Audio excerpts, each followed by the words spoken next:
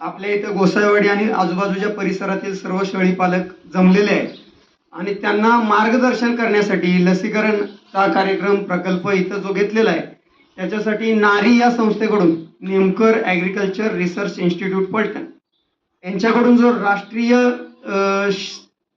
अखिल भारतीय उस्मानाबादी शेळी सुधार आणि संशोधन प्रकल्पानिमित्त जे इथे लसीकरणाचा कार्यक्रम घेतलेला आहे आणि त्या कार्यक्रमाच्या निमित्तानं आपल्या इथे नारी या संस्थेकडून आलेल्या माननीय नेमकर मॅडम आणि त्यांचे इतर संस्थेचे कर्मचारी अधिकारी चव्हाण सर असतील किंवा शिंदे साहेब असतील आणि इतर त्यांचे जे काही प्रतिनिधी आलेले आहेत आपल्याला इथं त्यांनी शेळी सुधार प्रकल्पाविषयी आणि लसीकरण आणि शेळ्यांचं संगोपन करण्याविषयी जी माहिती दिलेली आहे त्याबद्दल सर्व ग्रामस्थांच्या वतीने मी सुरुवातीला त्यांचे आभार व्यक्त करतो.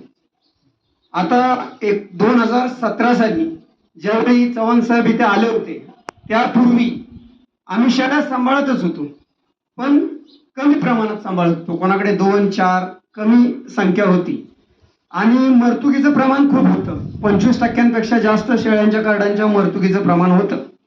2017ला चव्हाण साहेब इथे आले त्यानंतर त्यांनी या प्रकल्पाअंतर्गत शेळ्यांचं टॅगिंग केलं आणि त्यानंतर जे त्यांनी मार्गदर्शन केलं अभ्यास लसीकरण अभ्यास दौरे आयोजित केले आणि शेळी पालकांना जी वेळोवेळी माहिती दिली की संगोपन कसं करायचं आहे व्यवस्थापन कसं करायचं आहे चारा कोणता द्यायचा आहे या संदर्भात माहिती दिल्यामुळे हळूहळू शेळ्यांच्या वजनवाढीमध्ये आणि मरतुकीमध्ये कार्डांच्या खूप प्रमाण कमी झालं.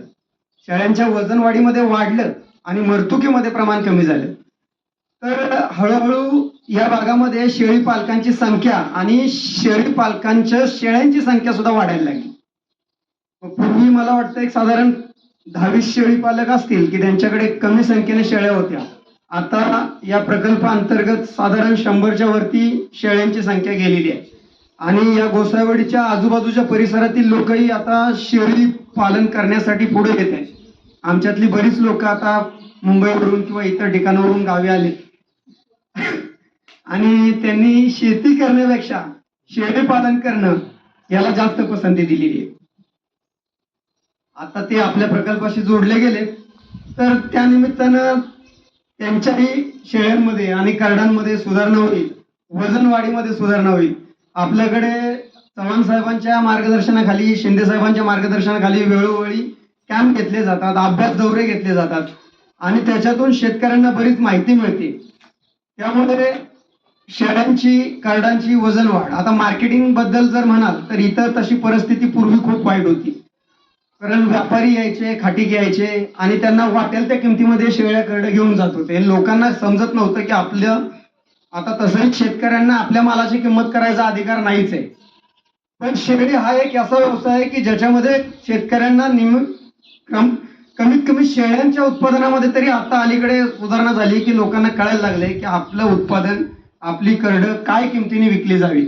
कारण त्याचं टॅगिंग होण्यामुळे त्याची वजन होण्यामुळे त्याचे वय आपल्याला लक्षात आल्यामुळे आता बाजारात काय किंमत चालली आणि मग त्याचं किती % मटण एक बोकड कापल्यानंतर 1 किलोच्या पाठीमागे किती % मटण तयार होते आणि त्या हिशोबाने मग आता शेतकरी 450-400 किलोला अपेक्षा करू लागलेत. आणि त्याचा परिणाम असा झालाय की पूर्वी जी फुकट कार्ड नेत होते व्यापारी त्याच्यामध्ये आता बराच सुधार झालाय. ज्या व्यापाऱ्यांना इथं फुकट कार्ड न्यायची सवय होती आणि ते व्यापारी आता इथं येणं बंद झाले. दुकानदार खाटीक मुसलमान समाजाची लोक येऊन आता वजनावरती कार्ड नेतात आणि त्यामुळे शेतकऱ्यांचं पशुपालकांचं शेळीपालकांचं उत्पन्नात वाढ झाली. लोक जेव्हा बाजारात घेऊन जातात तेव्हा त्यांना एक ठोस किंमत कळते आपल्या कार्डांची की एवढी रक्कम आली पाहिजे कारण त्याचं एवढं वजन आहे तो एवढ्या दिवसाचा आहे तर त्याची एवढी मटण त्याचं एवढं % होणार आहे आणि त्याची एवढी किंमत मला आली पाहिजे असं पशुपालकांना शेतकऱ्यांना त्याच्यातून समजलं. त्यामुळे आता इथे कार्ड विकताना बरेच शेतकरी खूप सजग झालेत. त्यांना समजतंय की आपल्या कार्डाची मार्केट व्हॅल्यू काय आहे आणि आपल्याला त्याची किती किंमत आली पाहिजे. हा एक खूप मोठा फायदा झालेला आहे. पूर्वी 5,000चं 6,000चं कार्ड जरी असेल तरी 4 लाख 3 लाख म्हणजे 1,000-2,000चं मार्जिन ठेवून विकलं जायचं व्यापाऱ्यांचं मार्जिन ठेवून.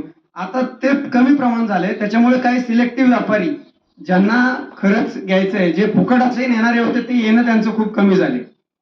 आणि शेतकऱ्यांना सुद्धा समज आली की आता आपल्या कार्डांची किंमत काय आहे आणि आपण ते केवढ्याला विकलं पाहिजे. हा एक खूप मोठा याच्यातून फायदा झालाय. त्यांची वजनं होण्यामुळे आपल्याला त्यांची वजनं कळतात. सर पूर्वी वजनं होत नव्हती, टॅगिंग नव्हतं, तेव्हा कार्डांचं वजनच कळायचं नाही. मग कर्ड 3 महिन्याचा आहे, मग द्या 3,000ला. मग त्याचं वजन किती आहे? 3 महिन्याच्या कार्डाचं जर चांगलं संगोपन असेल तर वजन चांगलं येतं, त्याची किंमत ही वाढून आली पाहिजे. आपण आता हे प्रकल्प अंतर्गत लोकांना मार्गदर्शन करण्यामुळे ही जाण लोकांना आली आणि त्याच्यातून उत्पन्न पूर्वीच्या आणि आत्ताच्या उत्पन्नामध्ये खूप फरक पडला. दुसरं आता लसीकरण. वेळोवेळी लसीकरण करण्यामुळे कार्डांची मरतुकीचं प्रमाण जे आहे ते खूप खूप कमी झाले. पूर्वी जे मरतुकीचं प्रमाण होतं आणि आत्ताच्या मरतुकीच्या प्रमाणामध्ये खूप कमतरता आल्यामुळे शेतकऱ्यांचं पूर्वीच्या हिशोबाने आता उत्पन्न वाढलेलं आहे. आणि या सगळ्या गोष्टी या उस्मानाबादी सुधार प्रकल्पामुळे आणि योग्य बोकड वापरण्यामुळे, पूर्वी इथं इनब्रेडिंगचं प्रमाण खूप होतं. एकच बोकड 3-3, 4-4 पिढ्या तोच वापरला जात होता आणि त्याच्यातून इनब्रीडिंगमुळे कार्डांची वजनं मिळत नव्हती, मरतूक खूप होती. आता प्रकल्प अंतर्गत नारी संस्थेने आपल्याला इथं बोकडही दिलेला आहे. तो बोकडही दरवर्षी बदलला जातो, त्याच्यामुळे इनब्रीडिंगचं प्रमाण 0% झालेलं आहे. त्याच्यामुळे कार्डांच्या वाढीचं प्रमाण चांगलं झालेलं आहे. अशा बऱ्याच सुधारणा झाल्या. त्याच्यामध्ये व्यवस्थापन कसं करायचं, चारा कोणता द्यायचा, पेंड कोणती द्यायची, लसीकरण, आजार, वेळोवेळी त्याला दिली जाणारी औषधं, गोचिड औषधं इत्यादी सगळी माहिती